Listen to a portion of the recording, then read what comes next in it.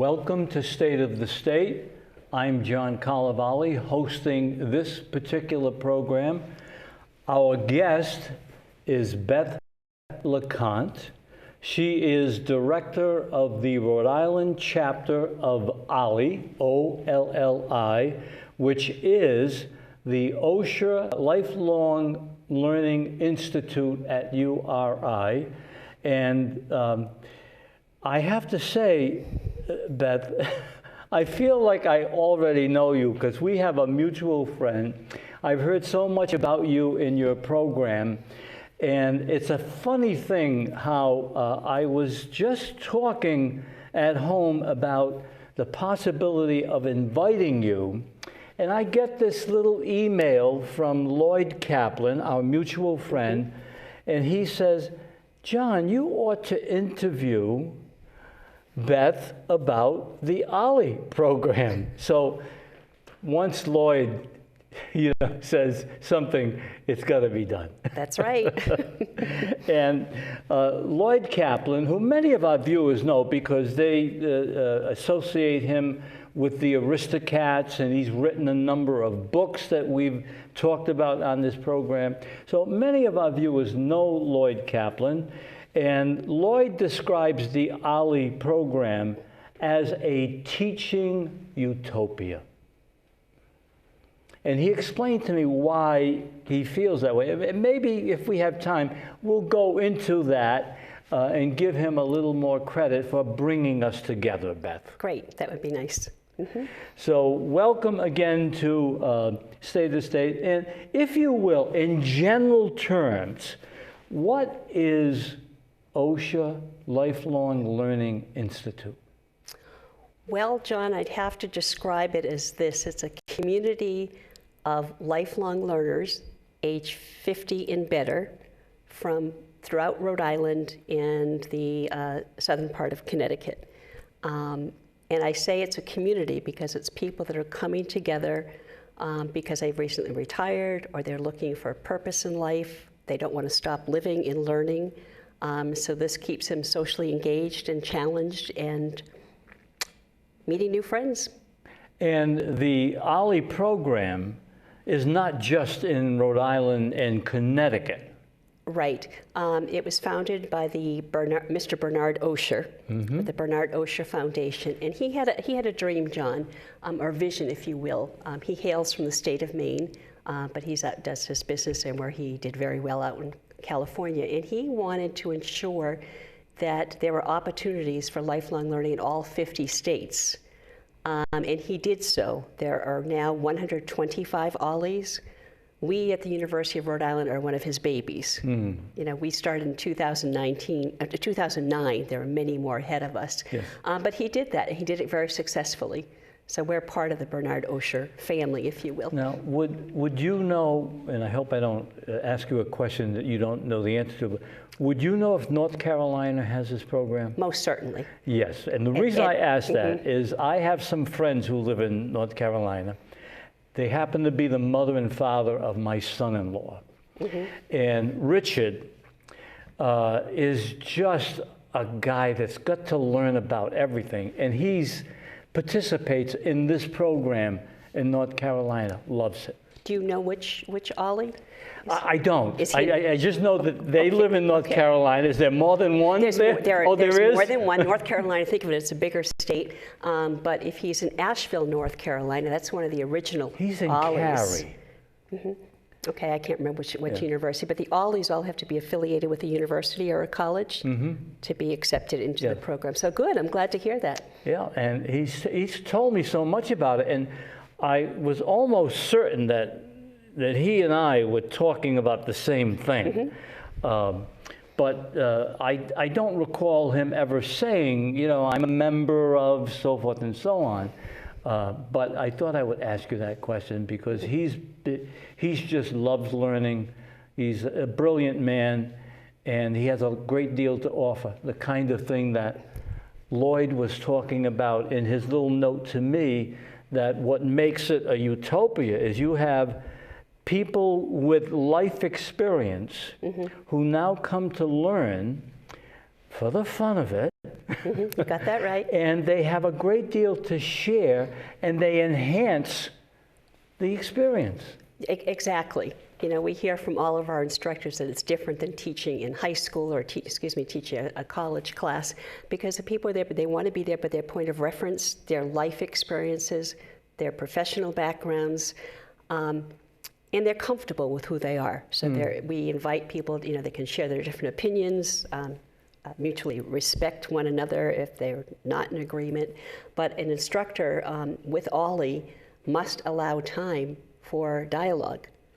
So it's not just straight lecture. Usually it's back and forth a little bit, but the Q&A, and it's just fascinating. So an instructor from OLLI also learns from his or her students, without a doubt. Yeah, no question about that.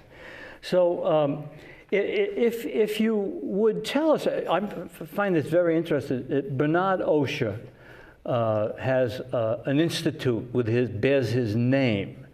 And if I understand that, and you fill in the details, that institute provides seed money to start these in different states? Right, as I said before, that was his dream to have them in all 50 states. And then he did approach some folks, and we at the University of Rhode Island, it happened to be my boss now, Dr. Phil Clark, received a phone call from this gentleman saying, you've got to start this OLLI. And Phil tucked it away.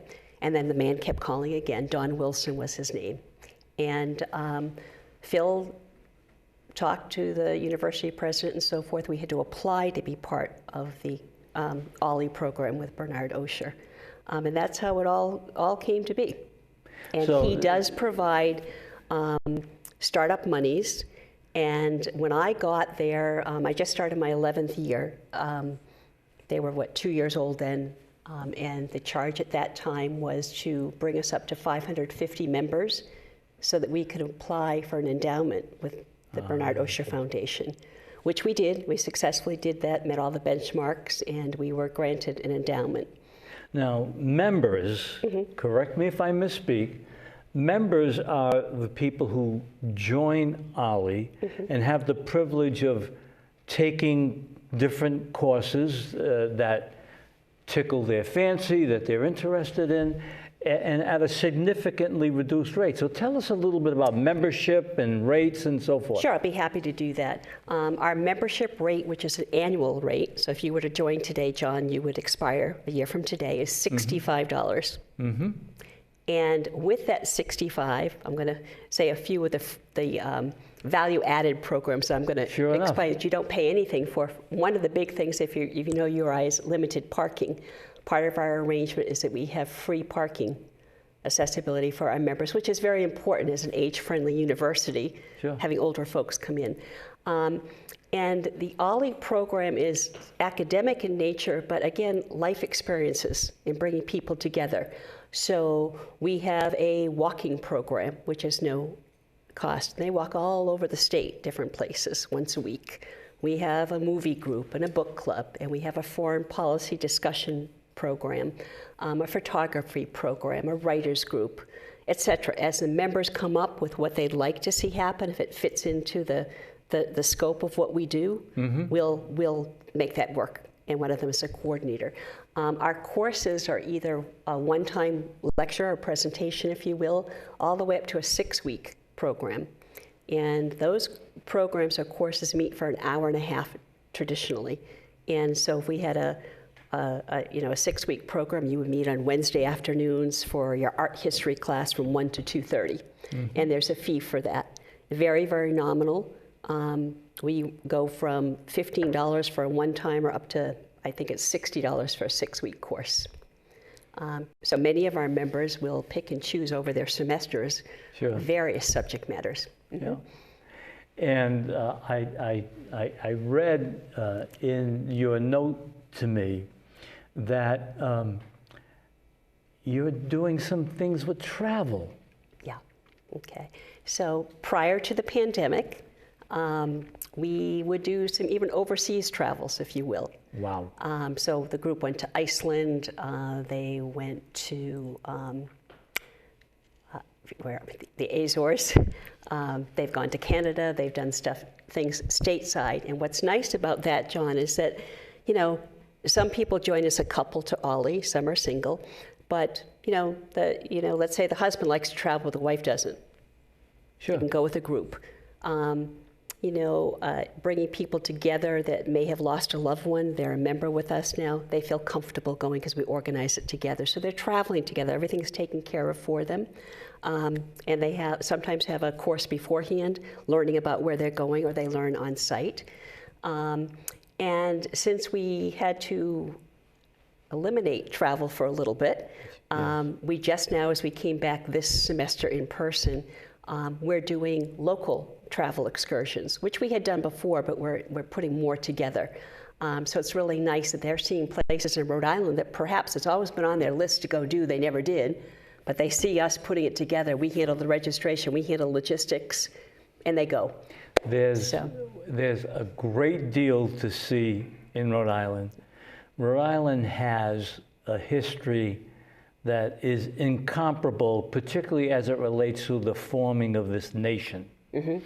And I have a dear friend who is a Rhode Island booster, and she's written a number of books and created games all about the Rhode Island experience. There is a great deal to see in Rhode Island if you're so inclined to see it. Yeah. So that's I'm pleased to hear that. Perhaps you could give us an idea of who are members in terms of age range. I know that you have a span of some very youthful older folks. Yes, that's a good way of putting it. The membership is for age 50, and we do have some in their 50s. We're seeing more coming about in their 60s right now. Our average age is 72. Average? Yep. Yeah. But I'm happy to tell you, we have a member who's going to be turning 100 next month. Wow. He has even taught for us at 98. And that's just a joy. You can learn so much. So we're focusing, when we're doing our program, and we have to think of 50s, 60s and 70s, and 80s and 90s and so forth. So my members, when I got there, and that's when I met Lloyd Kaplan, they're now in their 80s, approaching into their 90s, but they're still there. So those relationships are strong. That's remarkable. It is, yeah. And I can't help think that this is likely to happen. There's a particular course being offered, and people enroll, and it's a varied composition of people taking the class. And I would presume that from time to time, you find someone who is so articulate and knowledgeable about a topic that that person becomes an instructor. Exactly. We're fortunate at URI that we have 2 classrooms that are given to us in a lobby, but our office is right there. So we know our members, we talk with our members, and through that interaction, we're picking up these points, if you will. An instructor might tell us about someone in the class, or the member might come talk to us. Our new membership orientations, we're finding out a little bit more about their background because it's an opportunity to talk. And so we give everybody that chance. They don't have to be a PhD. They don't have to have been a college instructor. They don't even have to have been a graduate of high school. Yeah. And so that if we ask if they would consider teaching for us, that's how it comes to be. If I may, I'll give you an example of that happening. We had someone, a retired teacher, and one of his hobbies, believe it or not, was playing Texas Hold'em poker. And because he was a teacher, he said, do you think your members would like this? And he had to put a proposal in, and he did it very successfully for a few semesters. He's since moved away, but I can tell you, the gem of this is the people that were in that class did not know each other. to the past 2 years, they have been meeting, well, they had to take a break with the pandemic, meeting every Friday at someone's house playing this. So that's the beauty. You do something where you bring people together and they go a little bit beyond. Now, it would seem that people who have taught as a career would kind of gravitate to continue teaching some of the things that they're still very much interested in. But, I can imagine, the person I was talking about is a lawyer, was a judge, headed up the legal team for a big the second biggest chip manufacturer in the world. And so, he could teach law. So I imagine that would happen at OLLI. Most certainly. And sometimes, you take someone in law, for example, that might have really followed a certain politician or a president or historical figure, and that's their passion is that one, and they want to impart that and share that with OLLI members. Yes. That has happened for us beautifully where they come. And I think the other piece is that someone that has been teaching misses being in the classroom. There's that connection. Sure. So we have several retired URI professors. They can come from all over, but just speaking of URI right now, that just come to take classes, but they love being in a classroom and they love teaching. So it gives them that continuing, that's because no one, you're not going to stop. Sure. So that's. There's something special about these classes that distinguish it or differentiate it from the typical college course at the undergraduate or graduate level. Beth, if you talk a little bit about that. I mean, we haven't stated the obvious and why some people just gravitate for that, because many of them are college graduates themselves, but they're not going back to college in the same way that they did many, many years ago. No. Let me share literature, for example. If we're doing a story on, let's see, if we did Thoreau, we did the Portrait of a Lady right now, they never really immerse themselves into some of those readings, if you would. But now they take it to heart and they have time and there's no test with it, and they want to have that dialogue of the give and take with people that may have followed literature and so on. So that's a real pleasure. The other piece is someone, and I'll use myself, I was not a science type person. Physics was not my thing. Hands-on learning the basics of physics at an OLLI class without the fear of, I don't have the answers, I don't have to raise my hand, I don't have to take a test. It allows them the freedom to learn and the joy of learning. And the instructor imparts that on them as well. Yep. So there's no grades there. So you feel safe and secure. At the same time, if you're in a foreign policy discussion group, you may be a student, an OLLI member that likes to just absorb, just take it all in. Yes. And you're an active listener and you're learning, and that's okay. Or the same and the other could really like to debate certain issues, if we're talking global warming and so forth, back and forth. So everybody learns together wherever they're at. And I think that's one of the real treats of being an OLLI member. And, I have 3 of my 4 grandchildren are in college, and it's stressful. Exams, papers, and all the other things that go with a traditional college experience. There's none of that in OLLI. There's no exams, there's no papers. You're there for the enjoyment, and if you learn it, you learn it. If you don't, there's no punishment. Correct. And I think on the flip side, the instructors tell us they like it because they don't have to worry about grades. Yes. And correcting papers. But there are some that will give brief assignments. It might be a reading that gets emailed to them, so it helps with the discussion. A photography class, yes, they want you going out doing some work and bringing it back in. But because the classes are small in nature, and the instructors, for the most part, John, don't have to rush off to another class. that learning, sometimes they may have to move out of the classroom, but that conversation with the instructor or the one-on-one follow-up is there for an OLLI member. And that's a beautiful thing to see. Yes, it is. You know, the help, or an OLLI member may call us and say, you know, I have this question for, this professor that taught photography today, and he brought something up, but I have something I want to show him, or I got this new camera. Can you connect us together? And we will do that, and the instructor will call them. So That's nice. That's very nice. lots of bonuses there. And not to say that college professors don't do that. I just think they have to, their pace in what they have required to do doesn't give them as much freedom. Yes. Some do and some don't. Well, let's hope that most of them do.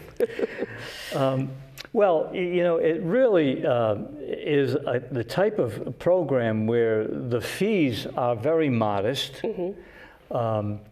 And whether you're taking a one-time, one evening or afternoon or morning course and you pay just a small amount, or 6 weeks, there's a great deal of affordability there as I see it. And so there isn't the pressure of, oh, can I afford this? How much is it going to cost? That's not there. That's not there, but I do want to say that because we are an OLLI family, if you were a member, John, and you knew somebody that could benefit from OLLI, but you felt they did not have the resources to be able to do it, you come and talk with me and we find a way to make that work. Wow. So they have an experience. Yeah, that's great. Well, tell us, please, where the classes are held. You talked about it briefly. They're at one place or in different places? Okay. We're fortunate we're at one location in a building that's on the perimeter of the URI campus. So we're down by the Ryan Center. And it's a 2-story building with parking right out front of its door, which is convenient. So when you come up the stairs or take the elevator, you're going to come into this welcoming lobby that's open for everybody. But we have tables and chairs in there. We have the OLLI Lending Library. Members bring in wonderful books, you know, just going back and forth. Yeah. And then we have 2 classrooms right down the hall from each other, opposite sides. The classrooms can hold up to 45 participants. Wow. They've got nice tables and chairs that are comfortable. And with the pandemic, of course, we've lowered the capacity a little bit. But it gives that space and that breathing room. So classes will start anywhere from 9:30 in the morning. And on Monday and Tuesday evenings, we do some evening classes that go from like 5:30 to 7. You've really taken away the frustration of trying to have a parking place at an extension in Providence. The last time I was there in Providence, having to go to a meeting, I couldn't find a parking place. I was 20 minutes late for my meeting, just driving around trying to find a parking place. Have you been to the Kingston campus lately? Oh, it's like a city now. Yeah, parking is tight for everybody. Yeah. So like I said, it's a benefit for us. If our lot happens to be full because faculty and staff can park there, our members have designated other parking lots where they can go to park and take the shuttle, which will bring them right over to our parking lot. That's good service. It is, and so we encourage our members to, you know, just like myself, I have to get my parking pass at no fee. But we encourage our members to arrive for class early. But that is one change, John. Whether they're teaching or not, our older adults always arrive on time for class. Isn't that the truth? Yes, and then they don't want to leave. Yeah, that's because our mothers told us the same thing, more likely than not. I remember my mother always used to say, if you can't be on time, be early. Good. And so that generation has heard that. Did you notice I was early tonight? Yes, you were. We have 3 minutes remaining, Beth, and I want to ask you something about these special interest groups. If you say a little bit about that, and please feel free to add something else, because we only have 3 minutes left and you want to say it. There's something for everybody. And the special interest groups, again, come about from an interest of a member. and that member will be the coordinator of it. We schedule it and so forth, make sure they have the space and whatnot. So those will continue to emerge and grow. And then that's the part of building community that I think is real critical. And I have to say that our members adjusted very well during the challenging year that we had. Everybody had to quickly learn how to go on Zoom. But we're only Zooming a little bit right now. But we won't let that go. Our strategic plan had called for us to do virtual learning, so we had to jump a little bit quicker. But our members were yearning to come back in the classroom. So we are there wearing masks and so forth, doing all the safe protocols. But out of the 85 classes we have this fall, we have about 10 or 12 that are virtual. And we'll continue to do that. And as we get more sophisticated, we'll start to do some hybrid classes so everybody can attend. It's amazing how quickly so many of us learned how to use Zoom. Yes, yeah. We have a family reunion each year, and we had to cancel it 2 years in a row.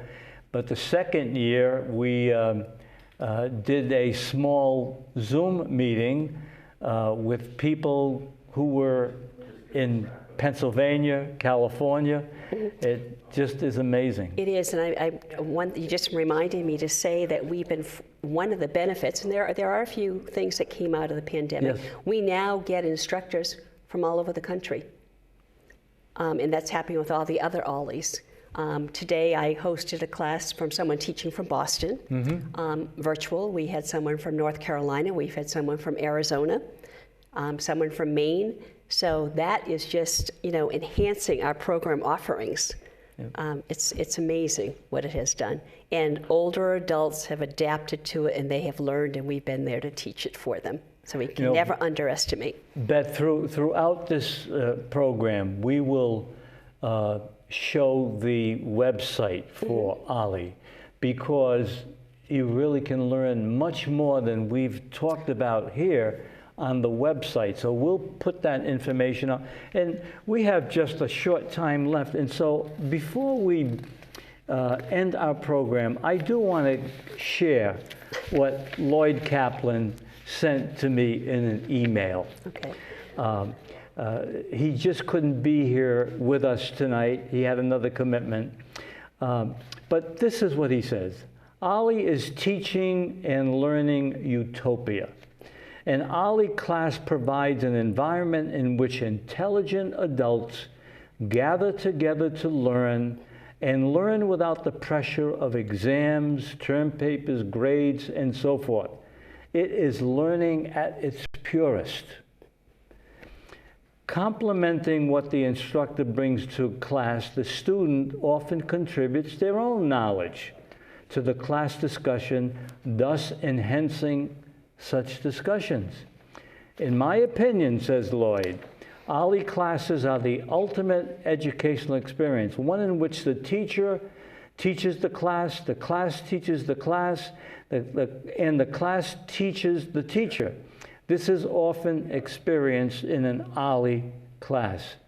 Of course, for an OLLI program to reach its full potential, excellent leadership is essential. Fortunately, OLLI at URI has the leadership in Beth Leconte and her staff. Thank you, Lloyd. Beth, thank you so much for joining us. This has been a fun experience for me, and I hope our viewers will take a peek at what OLLI has to offer. You've been watching State of the State, and please join us again for the next edition of State of the State.